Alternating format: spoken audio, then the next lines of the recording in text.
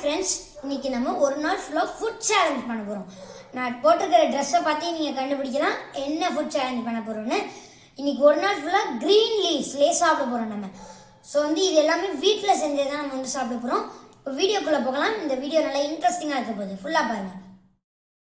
இப்போ மார்னிங் பிரேக்ஃபாஸ்ட்டுக்கு வீட்டில் என்ன சாப்பிட போகிறோன்னு கேட்டிங்கன்னா, இட்லி வித் கொத்தமல்லி சட்னி சாப்பிட போகிறோம். அதுவும் வாழை இலையில் போட்டு சாப்பிட போகிறோம்.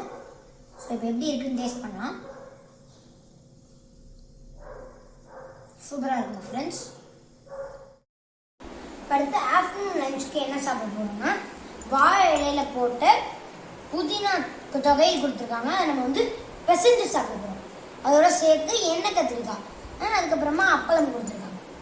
ஸோ இதான் ஆஃப்டர்நூன் லஞ்சுக்கு சாப்பிட போகிறோம். டேஸ்ட் பண்ணி பார்க்கலாம். இப்போ எண்ணெய் கத்திரிக்காயோட சேர்ந்து டேஸ்ட் பண்ணி பார்க்கலாம்.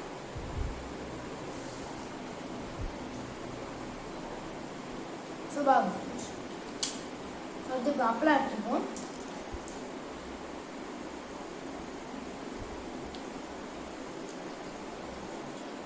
அதே மாதிரி இந்த அரிசி அப்பளம் நான் எங்கே வாங்கினேன்னா, A1 சிப்ஸ், நம்ம திருச்சி தில்லைநகரில் இருக்கிற A1 சிப்ஸில் தான் வாங்கினேன்.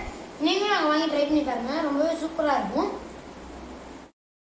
அடுத்து நைட் டின்னருக்கு வீட்டிலேயே செஞ்ச சப்பாத்தி வித் வெந்தயக்கீரை அண்ட் பன்னீரில் செஞ்ச கிரேவி.